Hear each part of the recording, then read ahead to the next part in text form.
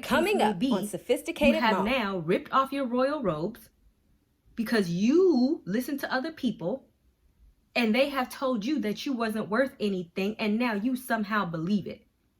But just like the prodigal son, just because you're cast out of the house, or just because you chose to leave, or just because somebody kicked you out, does not make you any less than what God created you to be. Dedication, preservation, take a look inside your salvation.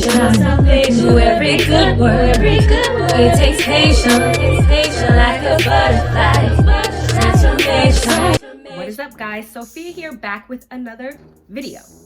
And before we get right on into it, if you are not a subscriber of my channel, then go ahead and please do that. Hit the notification bell so you can stay updated on all my videos. And don't forget to check the description box because I put a lot of stuff in there, including my Patreon that will teach you all things about leveling up. Now, what this video is going to be about is, it is going to be about you remembering who you are under God. Okay, so maybe I didn't explain it right, but once we get into the video, you're going to understand what I'm saying, okay? So obviously, if you are a child of God, then you know that we refer to God as a king, and he is the King of Kings. And so if you are a child of God, then you are, dun dun dun dun, royalty, right? Therefore, if you are royalty, then you have to examine, are you behaving that way? I am inclined to believe that so many of you have forgotten who you are, and you are not behaving in the way in which God created you to be. Now, of course, y'all always know that I have to parallel stuff to the Bible, and so I want to get into the story of the prodigal son. So we're going to go to Luke 15, and the story of the prodigal son is in verses 11 through 32. Of course, I'm not going to sit up here and read all of that to you, but I'm going to paraphrase, okay? So basically what the story of the prodigal son is about is that a father had two sons, and he gave his inheritance to one of the sons.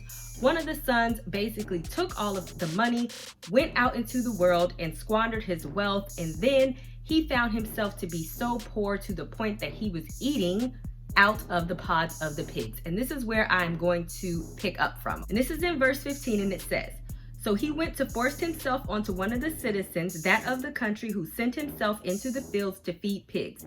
He would have gladly eaten the corrupt pods that the pigs were eating from, but they could not satisfy his hunger, and no one was giving him anything. But when he finally came to his senses, and he said, 'How many of my father's hired men have more than enough food while I am sitting here dying of hunger? I will get up and go to my father, and I will say to him, Father, I have sinned against heaven in your sight.' And then basically he went back home, and his father welcomed him with open arms." So many of y'all are the prodigal son, right? God has said, "My child, I love you." And you have sat up here and you have forgotten who you are. You are living below what you are made of, or what God created you to be. You are in relationships with people who God doesn't want you to be in relationships with, or who are below what you are worth, right? You are not reaching your maximum potential. You are abusing your body. You are allowing other people to abuse your body. Let's be real. I'm not judging you, but I'm saying we gonna be real. Me and you as friends, we being real, right? Because when you think of the idea of being a princess, a daughter of a king, how do you think royalty is supposed to act? You think they're supposed to go share themselves with everybody? You think they're supposed to be going around eating out the pods of pigs, starving, running around looking all homely and whatnot, trying to figure out what in the world has happened? No. And just like this man, he remembered himself. He like, hold on, I don't have to be starving. Why am I eating out the same thing as a pig? Let me go ahead and remember myself and let me go home. And so therefore, I'm asking you, do you remember who you are? Do you remember that you are the child of God? And do you know what that comes with? Because a lot of people, okay, yes, that sounds nice. I'm a child of God. But see, even as I said in my prosperity video, a lot of people think, oh, I'm a child of God. God don't want me to have. God don't want me to be. No, no, no, no, no. That's not how this works. If you are a child of God, yes, he wants you to have. Yes, he wants you to be. Yes, he wants you to have everything. But for whatever reason and whatever excuse that you give yourself, you have forgotten who you are, and therefore you live under who God created you to be. And just like the prodigal son, you done went out into the world, listen to these fools, and you done squandered your wealth, or you don't believe that you are worthy of having a certain type of wealth.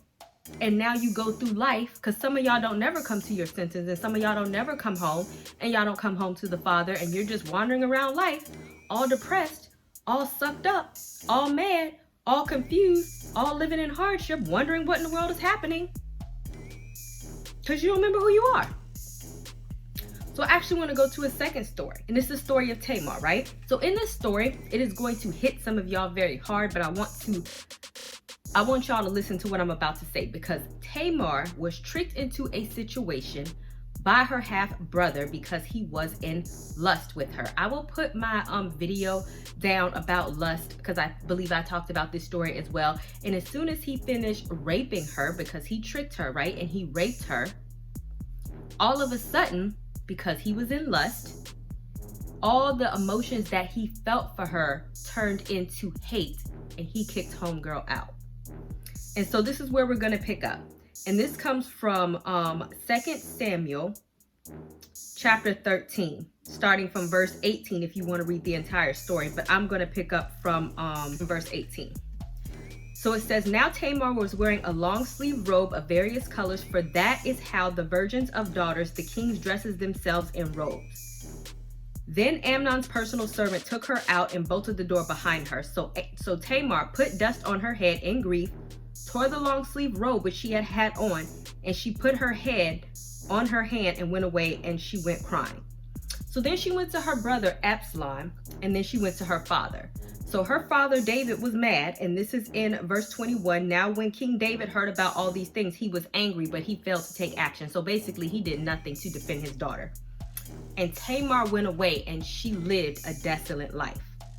So I'm not going to get into the action of rape, because that's not going to be my point in this. What my point is going to be, because even after this fool raped her, which was not her fault, she begged for him to marry her to take away her shame, right? But in the end of the day, this robe that she had on, because she was a daughter of a king that symbolized her virginity, the only person who ripped it off was her. She took off her robe.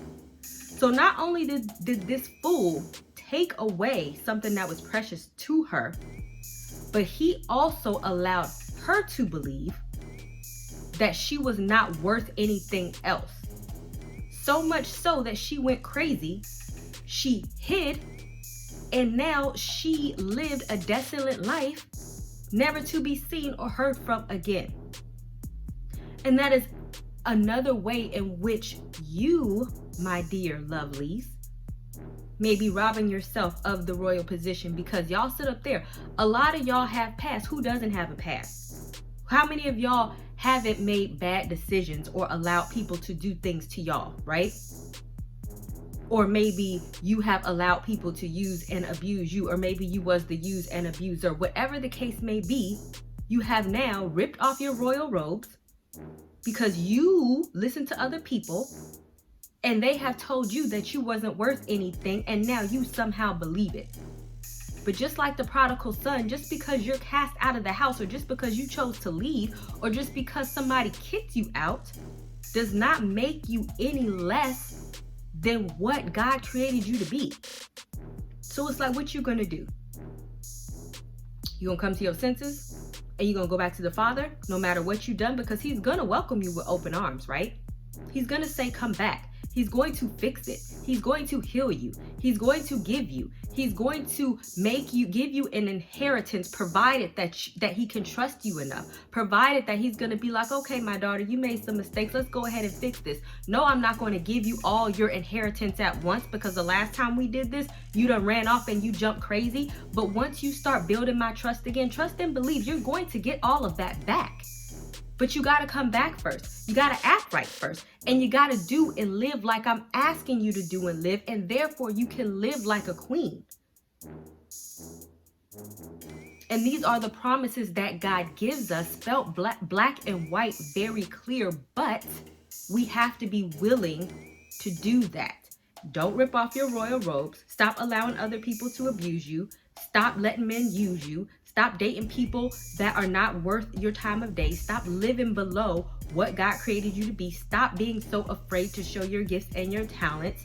Stop being afraid to show your intellect. Stop being afraid to stand out. Come on now. So I'm going to ask you, are you living up to your potential? Are you a queen? Are you gonna be in your royal position? Are you gonna walk like a queen? You gonna talk like a queen? You gonna act like a queen? Are you gonna remember yourself and put all of that past stuff away and put back on your royal robes and go forward and live a wonderful life? Or are you gonna be like Tamar, who took up a few verses in the Bible and go away and live as a desolate woman and allow somebody else to steal a glorious destiny that she could have had if only ... All right, guys. No, I've spoken a lot of metaphors, but I am so hoping that y'all got that message. Don't forget to subscribe, and I would love to know what y'all think about it. And please read the story of Tamar for yourself and definitely get some meaning out of it. And I will see you guys another day, another time. And also check the description box because I have a full blog on the story of Tamar as well. All right, guys, deuces.